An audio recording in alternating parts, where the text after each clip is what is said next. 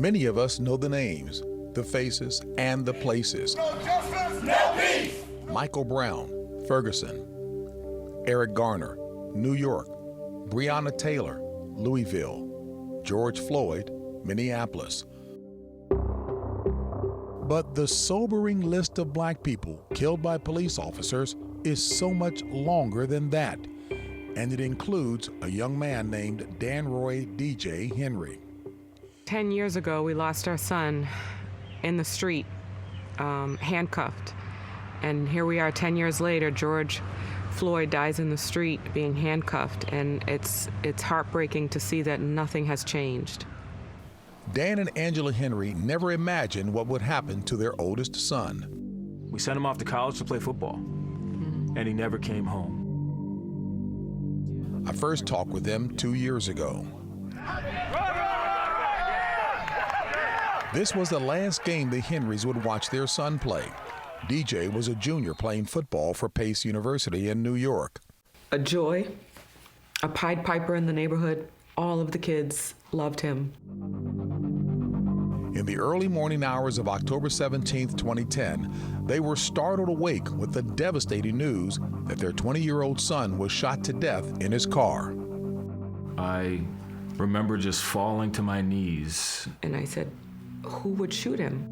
Dan called the police and says he was floored by what he says he was told, that DJ was trying to run over a police officer, and that officer had to shoot him to stop him. Something had to have happened if that happened. Like, what caused him to do something that's so outside of his character?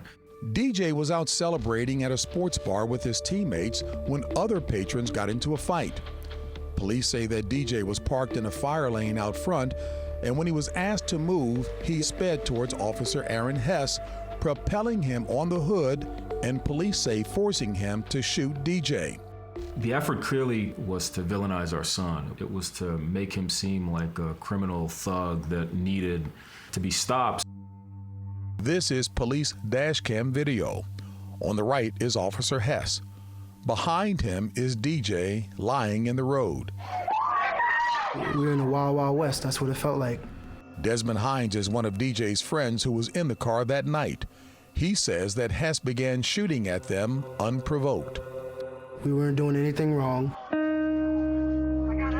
They shot him, took him out of his car, handcuffed him, made him stand up, and then laid him on the ground and left him there by himself as he died alone with his hands cuffed behind his back. Raise your right hand, please. In a deposition, Officer Hess maintained he thought his life was in danger when he made the split-second decision to shoot into the car. I only reacted to what I thought, that I was going to be killed. He insisted that race was not a factor. He claimed he couldn't see through the windshield. I saw the silhouette. I didn't physically see a driver. He presented himself as a person who was utterly reckless in that moment. Whether he did that because DJ was black and DJ's friends were black, we don't know. He was not charged with any crime, and his union later named him Officer of the Year. They said the award wasn't meant to be public. They wanted to do that privately to boost Aaron Hess's morale.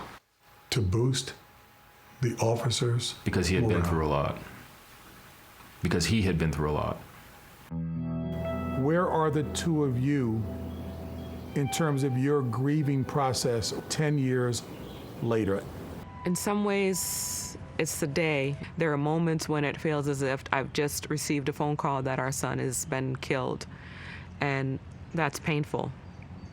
It's an unfillable hole. It's unfortunate now the Floyd family will begin that, the realization of that journey as we have.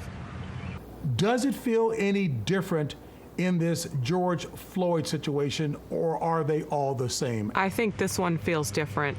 We've seen peaceful protests in every state in this country. We've seen people come together in other countries. I think the fact that his death was caught on film He's not moving. has more people enraged and has opened their eyes. If anything positive comes out of our forced quarantine and COVID-19, hopefully it's made people think about humanity and what it means to be a part of a civil society. In spite of their pain, the Henrys are proactive.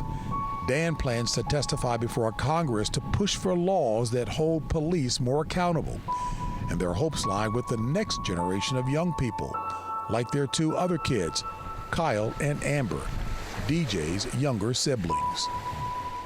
Now, as they've gotten older, they're able to verbalize more how they've been hurt from losing their brother. Yeah, they're marching with Danny's name. They're speaking at protests. And we say to them, in some ways, their lives are lived in protest.